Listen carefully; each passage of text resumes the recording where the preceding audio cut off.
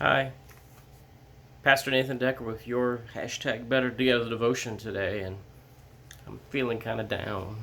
You could say I'm feeling kind of sad. It's a sad looking card. This week we're talking and exploring our emotions, and I start with the assumption that God gave us these emotions as gifts for us to explore, for us to understand who we are, for us to kind of navigate and understand the world around us. And sadness is one of the hardest ones because when we're sad, the entire world gets shaded in a veil of blueness. It's almost as though we're wearing sunglasses, not to look cool or hip, but instead our sunglasses and our shades are causing a darkness over the entire way we see the world and interact with it. We get sad for all kinds of reasons. And most of the time, we know the reason that we're sad. We know it because we experienced this loss, or we experienced this pain, or something was said that hurt us in some way. We know what caused the sadness.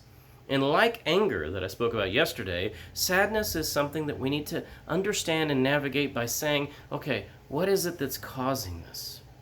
And when we find that cause, then we have to process what we're going through.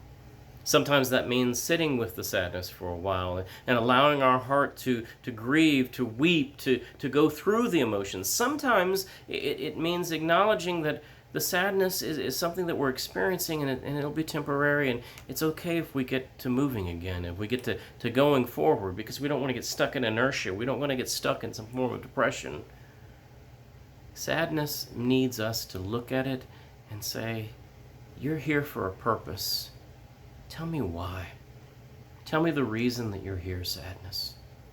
Sadness is one of my favorite characters in Disney's cartoon called Inside Out, in which there's feelings inside of our heads and we're all expressing and explaining them.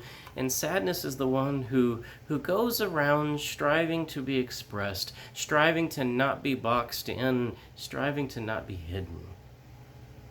Too many times we do that to sadness.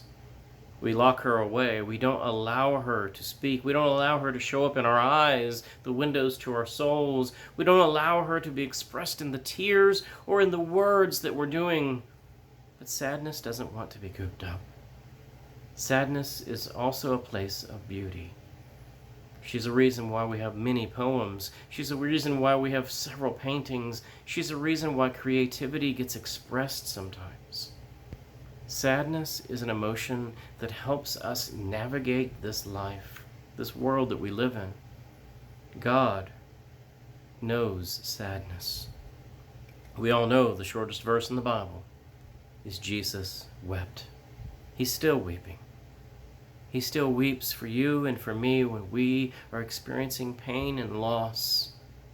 Sadness is okay to be. It's okay to be sad. It's not a bad thing. And it's okay to express it. Find out why you're sad.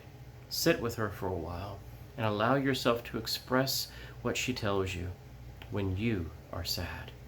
You'll find when you do that we're better together. Amen.